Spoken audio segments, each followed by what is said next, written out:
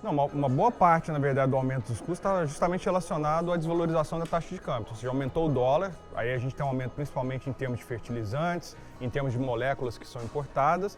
Então, enquanto a gente permanecer com esse dólar desvalorizado, obviamente que a gente tem uma tendência de aumento de custo de produção, e isso é natural, né? E não necessariamente quando a gente tem algum recuo na taxa de câmbio, geralmente esses custos voltam na mesma proporção. Então está muito relacionado isso nesse momento à variável dólar. Então não está obviamente relacionado a algum outro fator muito específico, né? Como algum problema de oferta e demanda em algum determinado fertilizante. Geralmente isso pode até acontecer, mas não necessariamente é o que está motivando os aumentos aqui nos custos no Brasil. E quando a gente tem, por exemplo, alguma disparada muito forte, principalmente do petróleo, que ele move toda, obviamente, uma cadeia de químicos, esses custos também costumam se deslocar. E mesmo o aumento da commodity internacional também tem influência sobre isso. Então, no caso especificamente do Brasil, o aumento está muito mais relacionado à variável taxa de câmbio.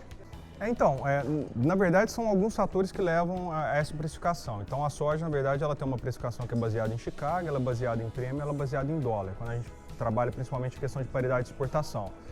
A principal variável nesse momento que está tendo uma grande influência, vamos falar de 3 anos para cá, tem sido justamente a taxa de câmbio, até porque Chicago não estava num preço, na verdade ele não vem num preço tão interessante. Mesmo agora que deu essa disparada para $9, né, não é aquele preço que às vezes o mercado espera, né? Às vezes o produtor quer uma soja de 13, já tivemos pico a 16.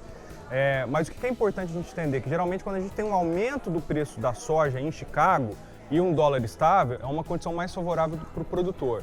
Por quê? Porque quando aumenta o Chicago, não necessariamente aumenta o custo de produção, né? Agora a gente está num cenário onde o preço no Brasil convertido em reais, ele também está alto em função de uma desvalorização da taxa de câmbio, que aí ele puxa o nosso preço, mas também puxa o custo de produção, né? Só que é a variável mais complexa de ser analisada. Então, Chicago melhorou agora, então aí a gente teve uma combinação nesse momento que um dólar acima de 4, um prêmio no Brasil muito alto em função da guerra comercial e uma ligeira recuperação em Chicago. Então, todo esse fator fez com que o preço agora, de 2 semanas para cá, principalmente nessa última semana, que se disparasse em termos de reais. E tem 2 fatores que são importantes nisso. Ele pode influenciar, de um lado, pela taxa de câmbio também, porque a partir do momento que a gente não tem reformas da Previdência, a partir do momento que o Brasil não cresce economicamente, os investidores alocam menos capital aqui.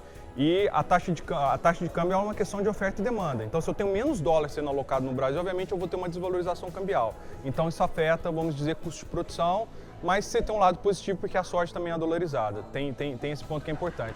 A outra preocupação está em relação à questão do ajuste fiscal.